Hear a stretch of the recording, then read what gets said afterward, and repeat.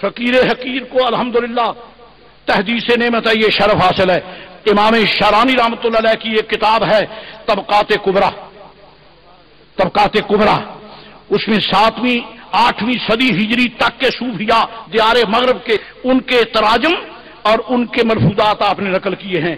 اس میں بھی آپ نے فرمایا میرے دوستوں بزرگواروں جی ضخیم کتاب ہے عربی کی الحمدللہ عربی میں، اور فقیر نے توفیق الہی سے ترجمہ کیا ہے اس کا، اگر آپ اس کی زیارت کریں اس میں آپ لکھتے ہیں کہ میں اپنے پیر و مرشد کی بارگاہ میں بیٹھتا تو حضرت باز فرماتے مسئلہ سمجھاتے، کبھی مسئلہ بیان کرتے کرتے اتنا اونچا نکل جاتے ہم حیران رہ جاتے یہ حضرت کیا فرما رہے ہیں اور کس کو فرما رہے ہیں؟ کیوں بھائی؟ اب چونکہ میں جدید سکول کا تو طالب علم ہے نہیں، پہلے پرانے دور کا میں میٹرکولیٹ تو ضرور ہوں، جب تو پہلی کچی پہلی پکی دوسری تیسری ایسی تھی نا، اب تو پتہ نہیں پریپ پہلے ہے کہ پلے پہلے ہے کہ یہ جدید پیداوار ہے، جدید پیداوار ہے۔ اب پریپ کا بچہ پلے گروپ اس کا بچہ، نرسری کا بچہ 1 2 3 کا بچہ ہے جی، اور اس کے سامنے فلسفہ جھاڑو، تھیوری جھاڑو پی ایچ ڈی والے کی کش سے شکل بیان کرو جی پیر و مرشد فرمائیں گے، شیخ طریقت فرمائیں گے، مشائخ فرمائیں گے کہ ہوش کی بات کرو، بچہ تو ہے پریپ کا، ہے تو بکریوں کا چرواہا، تو اس کے سامنے کش سے شکل بیان کرتا ہے، پہلے یہ تو دیکھ کہ یہ اس لائق بھی ہے یا نہیں ہے، اس لائق بھی ہے یا نہیں ہے۔ استاد فلسفہ بیان کریں تو ایسا جو شاگرد کے مزاج کو شاگرد اس کو سمجھ سکے۔ امام شارانی فرماتے حضرت فرماتے رہے ہم سمجھتے رہے، لیکن اچانک اتنے اونچے نکل گئے کہ ہماری سمجھ سے بالا تھا، لیکن ہم پوچھ نہ سکے کہ حضور آپ یہ سبق کس کو پڑھا رہے ہیں، کیونکہ ہمیں تو سمجھ نہیں آئی۔ فرمائے ہم نے ادب سے پوچھا تو نہیں، لیکن ہوا یہ کہ میری قسمت بھلی، مجھ پر رب نے کرم فرمایا، میں نے دیکھا کہ جب میں نے درس قرآن شروع کیا، درس حدیث پاک شروع کیا، میں نے جب درس تصوف شروع کیا تو میری محفل میں جہاں میرے شاگرد مرید بیٹھے،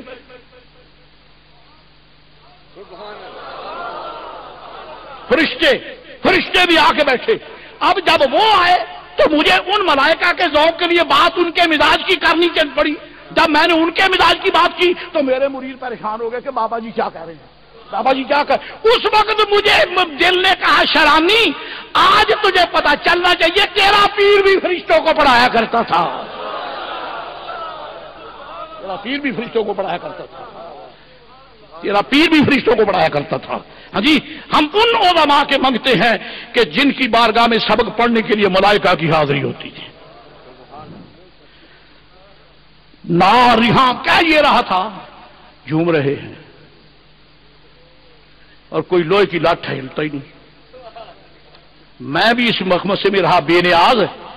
یہ سنیوں کو کیا ہو گیا، جب ذکر ہوتا ہے تو جھومتے ہیں، قرآن شریف پڑھا جاتا ہے تو جھومتے ہیں، ہاں جی سرکار کا نام آتا ہو اللہ اکبر اللہ اکبر جھومنے لگتے ہیں۔ تو مجھے جلال الملت والدین کی خصائص کبریٰ شریف میری نظر میں آ گئی، میری قسمت اچھی۔ فقیر نے باب نکالا میلاد مصطفیٰ کریم کا، حضور علیہ السلام کے میلاد کا باب، جب وہ کھولا تو جلال الملت والدین فرماتے ہیں، سیدنا عبد المطلب فرما رہے ہیں کہ میں نے دیکھا خانہ کعبہ جھوم رہا ہے، خانہ کعبہ میں نے کہا اسے کیا ہو گیا، خدا کا گھر ہی ہل گیا تو باقی رہا کون، خدا کا گھر ہی ہل گیا تو رہا کون، یہ کیا ہو گیا۔ میں گھبرا کے باہر نکلا، خدا کا گھر، پتھروں والا گھر، مضبوط گھر، پکا گھر، لیکن باہر نکلا تو قریش کی کانوں کے چھپر جھونپڑیاں کھڑے ہلتے ہی نہیں، کچے کوٹھے نہیں ہلتے، رب کا گھر ہلتا ہے۔ اور دنیا کے لوگوں دنیا میں اپنے فلسفے کی اکھاڑ پچھاڑ پہ اپنا ایمان برباد کرنے والے ظالموں، میں تم سے کہتا ہوں خدا را بتاؤ، خدا کا گھر ہلے، کچے کوٹھے لوگوں کے نہ ہلے، کیوں؟ یہ کمزور ہے، وہ طاقتور ہے؟ نہیں۔ جب میں نے کسی بصیرت والے سے پوچھا، انہوں نے کہا برخوردار بات یہ نہیں ہے، جو پہچان گیا وہ جھوم رہا ہے، جو پہچان گیا وہ جھوم رہا ہے، اور جن اندھوں کو پتہ نہیں چلا وہ لوہے کی لٹ ہیں، یہ اسی لیے جھوم رہے گئے، پہچان گئے ہیں۔ ناریوں کا دور تھا، دل جل رہا تھا نور کا، تجھ کو دیکھا ہو گیا ٹھنڈا کلیجہ نور کا۔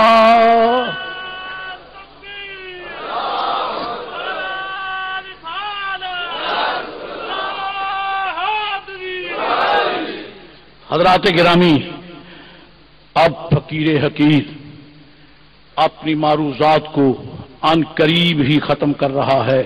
ایک بات رہ گئی درمیان میں، تاکہ پھر جانے وقت ملے کہ نہ ملے۔ جو ہزاروں سال سے سجدہ کناں ہیں ان سے فرمایا سجدہ کرو۔ آدم علیہ السلام نے ابھی ایک سجدہ نہیں کیا، ان کو نہیں کہا، انہیں کہا، انہیں نہیں کہا، انہیں نہیں کہا۔ لو یہ بیٹھ کر سر جوڑنا صوفیوں دوستوں، نقش بندیوں، مجددیوں، چشتیوں، قادریوں، صابریوں، نظامیوں، سہرا وردیوں، بیٹھ کر سوچو، سر جوڑ کے سوچو۔ اب تو موبائل ٹیلی فون کی بھی سہولت ہے، مجھ فقیر کو بتا دینا آخر کیا راز ہے، اگر نہیں تو جو مجھے پڑھایا میں بتا دیتا ہوں۔ میں آپ کے سامنے عرض کرتا ہوں عزیزان گرامی قادر، بات اصل میں یہ ہے کہ مولانا جلال الدین رومی، ایک جلال الدین سیوطی ہے، ایک جلال الدین رومی ہے، وہ بھی عشق کا بادشاہ ہے، یہ بھی عشق کا شہنشاہ ہے۔ مولانا جلال الدین رومی ہیں کہ اتنے فرشتے، اتنے نیک فرشتے آدم پاک کو سجدے میں گر گئے، کیوں؟ اصل راز اور ہے، اصل راز اور ہے، آدم کا وجود فانوس ہے، اندر نور اور ہے، اندر نور۔ گر نبود ذات حق اندر وجود، گر نبود ذات حق اندر وجود، آب و گل را کہ ملک کر دے سجود۔ جو گہرائی میں اتر گئے وہ سجدے میں گر گئے، جو مٹی دیکھتا رہا وہ مطرود، ملعون، مغضوب علیہ، وہ بدبخت، وہ لٹیرا، وہ اچکا بن گیا۔ حضرات، بڑا تفصیلی مسئلہ ہے، آج کی نشست میں صرف یہی عرض کر سکا کہ ہزاروں سال کی عبادت کرنے والوں کی عبادت کے لیے کب منظوری ہوئی؟ جب وہ آدم علیہ السلام کے سامنے سجدے میں گر گئے، پتا چلا ساری عبادتوں کی جان تعظیم ہے۔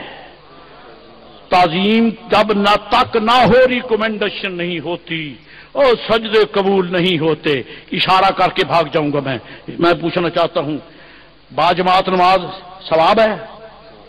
آپ نے پڑھی ہے، باجماعت پڑھی الحمدللہ، اللہ نصیب کرے، لیکن ضروری بات یہ ہے کہ پیر مرشد والے امام کے پیچھے پڑھا کرو، بے پیروں کے پیچھے نہ پڑھا کرو۔ اب سبحان اللہ کوئی بھی نہیں کرتا۔ میں حضور یہاں امامت کرانے نہیں ہے، میں تو مقتدی بھی نہیں بن سکتا، ہاں کہ یہ نہ دل میں آ جائے، تحفظ آ جائے کہ شاید کوئی مسیح تو نہیں لبھی جاندہ کتے۔ میں عرض کروں، آپ کے سجدوں کا خیال ہے، آپ کے سجدوں کا خیال ہے، جس کے دل میں اہل اللہ کی تعظیم نہیں اس کے پیچھے نماز حالت مند نہیں ہوتی۔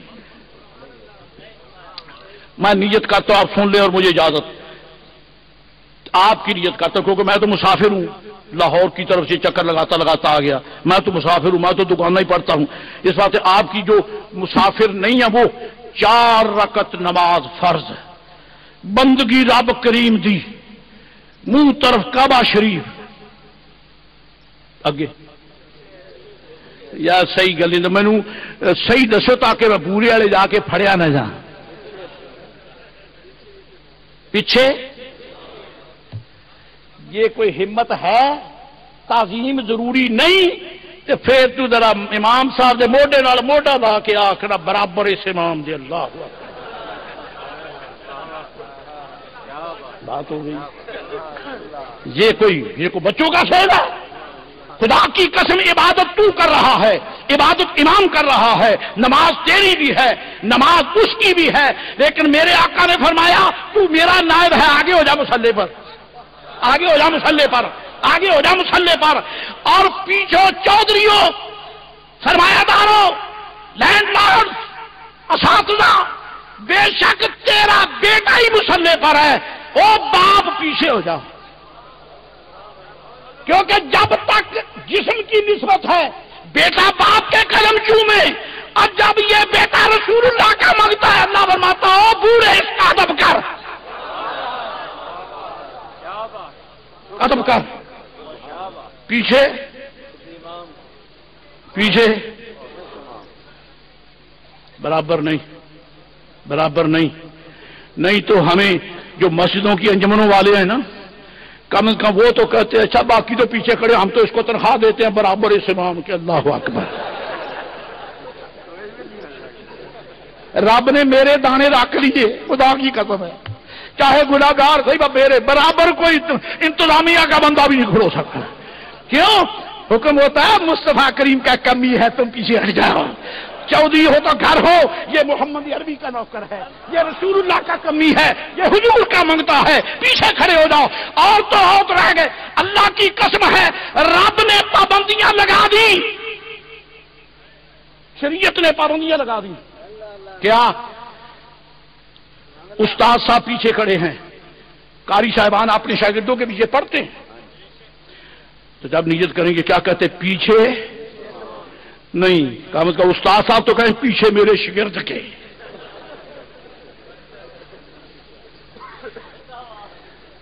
کہہ سکتے ہیں؟ نہیں کہہ سکتے. چلو ابا حضور کھڑے ہیں, پیچھے میرے چھوڑ دے, پیچھے امام کے. معلوم ہوا رسول اللہ کی نسبت ہر نسبت پہ غالب ہے, سرکار کی ہر نسبت پہ غالب ہے. جب کوئی حضور کی غلامی میں کھڑا ہو اسے باپ اپنا بیٹا بھی نہ کہے بلکہ امام کہے, اس کے برابر نہ آئے, اس کے پیچھے. اور جو منگتوں کا ادب کراتا ہے وہ اپنے بندوں کا ادب کتنا کرائے گا.